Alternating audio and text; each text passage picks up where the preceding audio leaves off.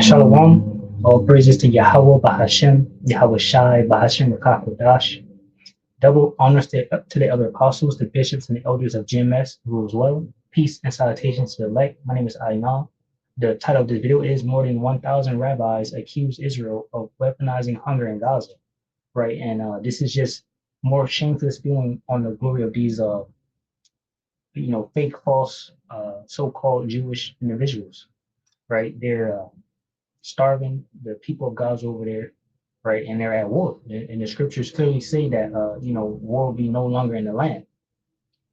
This is Isaiah 16:18. It says, violence shall no more. And if you go into this, what does it say? It says, a glorified Zion, right? Relating to what? The Israelites, of course, right? It says, Isaiah 16:18, violence shall no more be heard in thy land, wasting nor destruction within thy borders, but thou shalt call thy wall salvation and thy gates praise.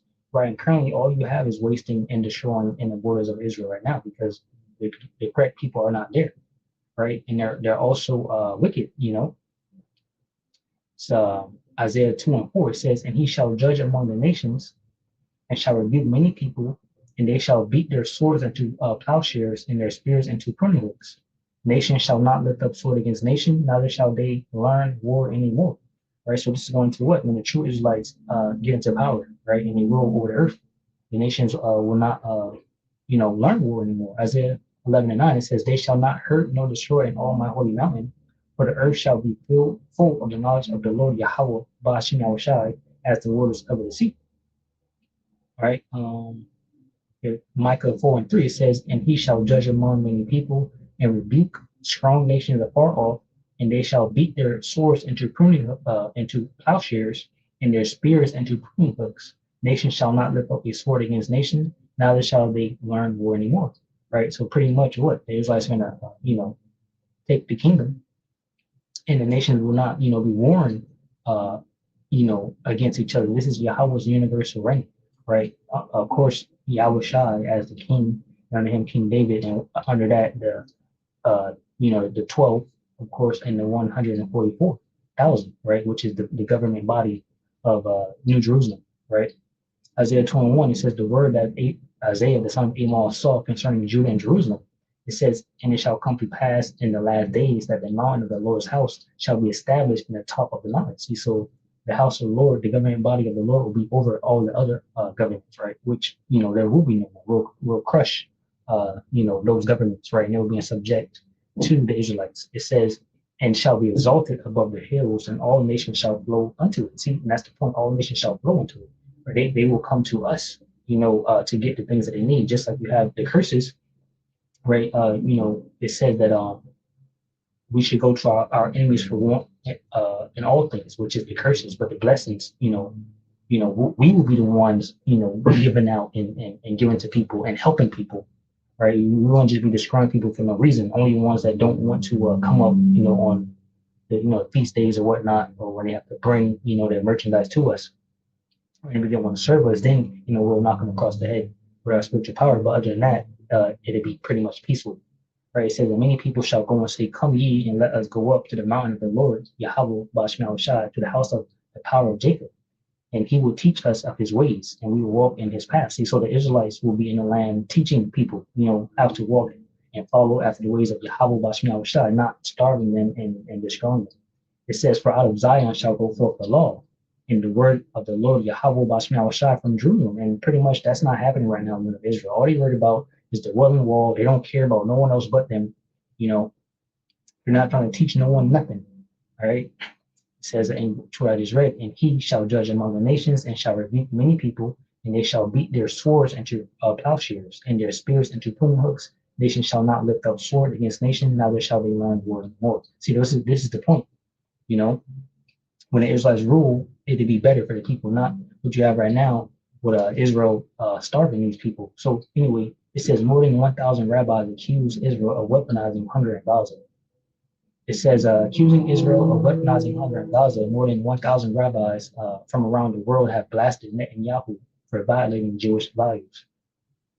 It says in an open letter they demand an end to the blockade of Gaza and to allow aid into the enclave.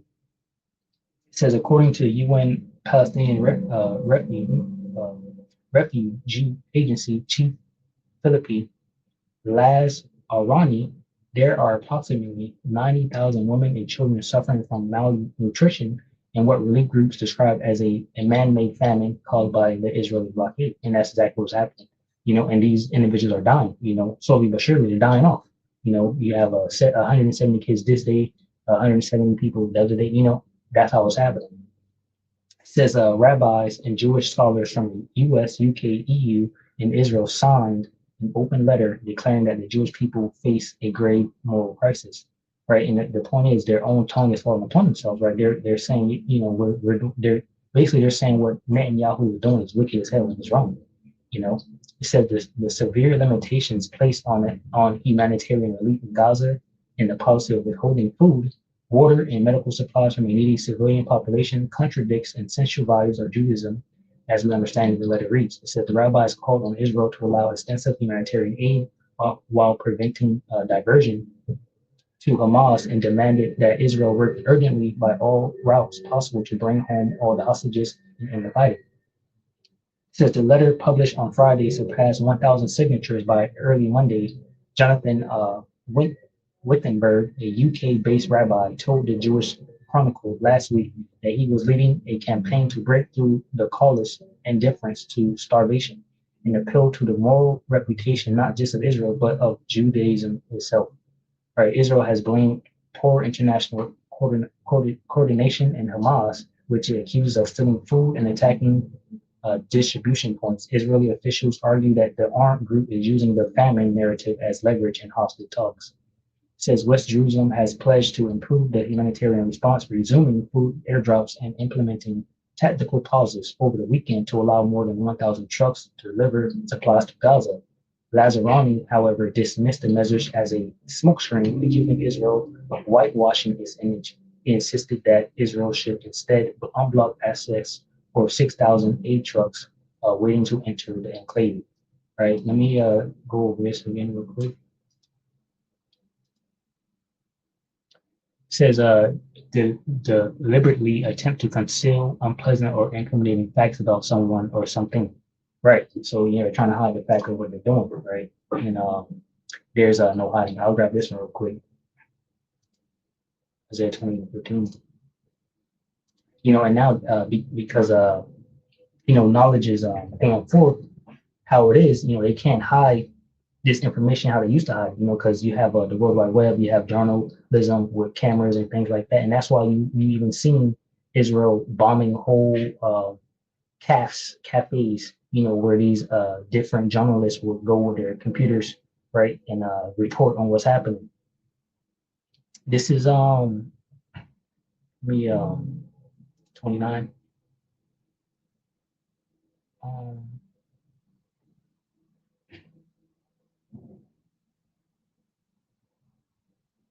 Yeah, right. Isaiah 29:15, it says, woe unto them that seek deep to hide their counsel from the Lord Yahweh Bashman Shai, and their works are in the dark, and they say, who seeth us and who knoweth us? It says, surely your turning of things upside down shall be esteemed at the potter's clay. For shall the work say of him that made it, he made me not? Shall the thing framed say of him that framed it, we have no understanding? I'm going to this MOT. The point's in 15, right? It says, Isaiah 29:15, what sorrow awaits those who try to hide their plans from the Lord Yahweh Bashman Shai, who do their evil deeds in the dark, right? And the scriptures say that these devils do this, work evil upon their beds.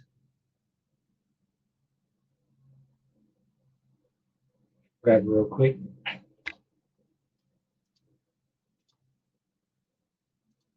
Get a Micah 2. It says, Micah 2:1, woe to them that devise iniquity and work evil upon their beds. When the morning is light, they practice it because it's in the power of their hands. It says, and they covet fields and take them by violence. That's exactly what Israel is doing now, trying to do the greater Israel, right? It says in houses and take them away. So they oppress a man in his house, even a man in his heritage. It says, therefore, thus said the Lord Yahweh Bashman Shai, behold, against this family, who are divided evil, which from which ye shall not remove your necks, neither shall ye go haughtily, for this time is evil, right? And the Lord Yahweh Bashman Shai is visiting Esau. for the things that he have done too. Let me grab this um let me see. Slack here. This Amos.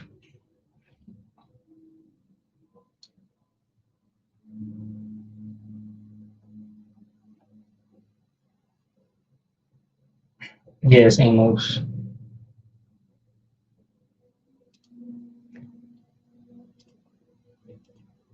This is Amos 1. Sorry, 3. Thus saith the Lord Yahweh, Bashmiel Shai, Amos 1 and 3. Thus saith the Lord Yahweh, Bashmiel Shai, for 3 transgressions of Damascus, and for 4 I will not turn away the punishment thereof, because they have threshed Gilead with threshing instruments of iron. All right, this is not what I wanted. Oh, here we go. But Gaza is going through what they're going through right now, too. And all of this is a part of it. Hey, the scriptures say, let me grab it real quick. I think it's First Maccabees 2. Not first. Yeah, First Maccabees 2 and 10. It says, "What nation have not had a part in her kingdom and gotten of her spoils?" So pretty much, this is about the controversy of Zion, right? The Lord's business place. These people are doing, what they're doing, but ultimately, we know the wicked is Esau, Edom, and these other nations, pursuant to scriptures, will be in servitude, even after the 1,000-year period when Esau, Edom will be burnt up, pursuant to Obadiah 1:18. All right. So going back over here, and I read this, because these things are happening over there in these different lands too. So Amos 1 and 3 says, "Thus said the Lord Yahweh, Bashmiel Shai, for 3 transgressions of Damascus, and for 4 I will not turn away the punishment thereof, because they have threshed Gilead with threshing instruments of iron. But I will send fire into the house of Hazael, which shall devour the palaces of Benadad. I will break also the bar of Damascus, and cut off the inhabitants from the plain of Avon, and him that holdeth the sceptre from the house of Eden, and the people of Syria shall go into captivity unto Kir, saith the Lord Yahweh Bashmiel Shai." Right, so pretty much, these things are happening now, as in they're getting attacked now also, right? It says, "Thus saith the Lord Yahweh Bashmiel Shai, for 3 transgressions of Gaza, and for 4 I will not turn away the punishment thereof, because they carried away captive the whole captivity to deliver them up to Edom." See, and that's exactly what I just read. These different nations, had a hand in delivering us up. It says, "But I will send a fire on the wall of Gaza, which shall devour the palaces thereof. And I will cut off the inhabitants of Ashdod, and him that holdeth the sceptre from Ashkelon, and I will turn mine hand against Ekron, and the remnant of the Philistines shall perish, saith the Lord Yahweh Bashmiel Shai." Right? It says, "Thus saith the Lord Yahweh, for 3 transgressions of Tyrus, and for 4 I will not turn away the punishment thereof, because they deliver up the whole captivity of Edom, and remember not the brotherly covenant. I will send a fire on the wall of Tyrus, which shall devour the palaces thereof." It says, "Thus saith the Lord Yahweh Bashmiel Shai, for 3 transgressions of Edom, and for 4 I will not turn away the punishment thereof, because he did pursue his brother with the sword, and did cast off all pity, and his anger did tear perpetually, and he kept his wrath forever." Right? And pretty much that was the point. But as you can see, the Lord Yahweh has a bone to pick with all nations, for different reasons.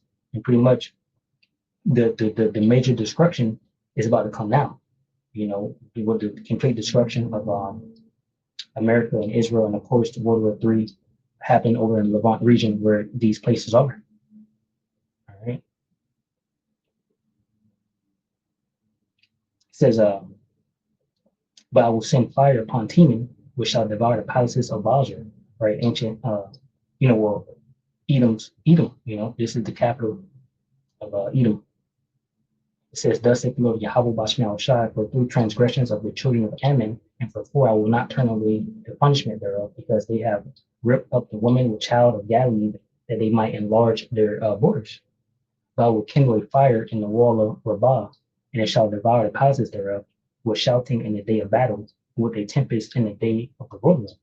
And their king shall go into captivity, he and his princes together, saith the Lord Yahweh Bashmiel Shai." Right, and pretty much ultimately what?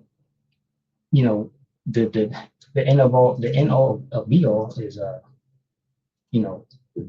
Psalms 148.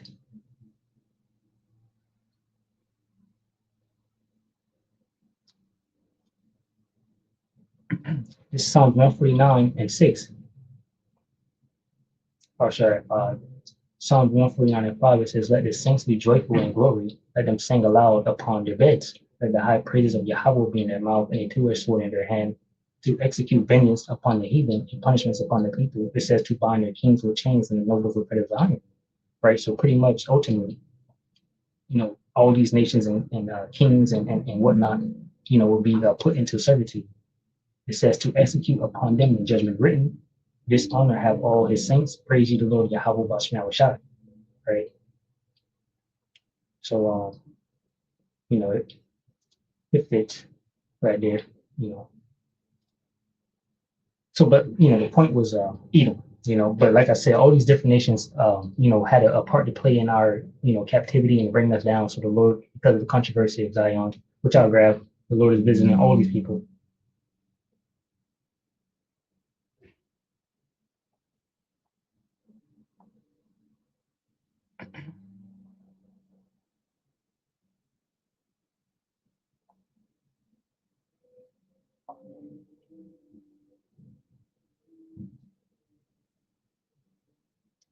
All right, we got Isaiah 34 and 8.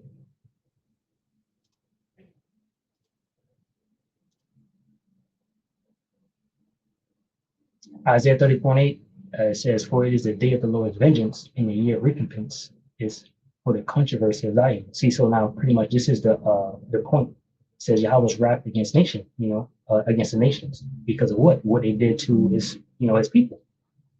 So all these nations are going to get it. They all had a part to play.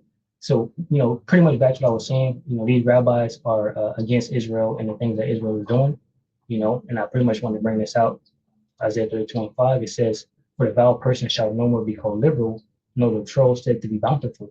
Right. And pretty much the wicked has always been wicked. But when it came to power, they deceived the people to make them believe that they was just not wicked. But now the horns are being shown, in these last days as the Most High Yahweh is revealing them to be the wicked. Right. And that goes into, of course, the shameful feeling being put on their glory. Right. The glory that be built up, which is a false fake glory. It says, for the vile person will speak villainy, and his heart will work iniquity to practice hypocrisy and to utter error against the Lord Yahweh Bashmi Shai. It says to make empty the soul of the hungry and to cause the drink of the thirsty to fail. Right. And he's doing this by what? One way he's doing this is by, starving out the people in Gaza. It says the instruments also the true are evil. He devises wicked devices to destroy the poor with lying words, even when the needy speak of right. All right. So pretty much, that's what's happening over there in Gaza. Lord willing, you edify from the lesson. Shalom to the elect, which consists of men, women, and children. Shalom.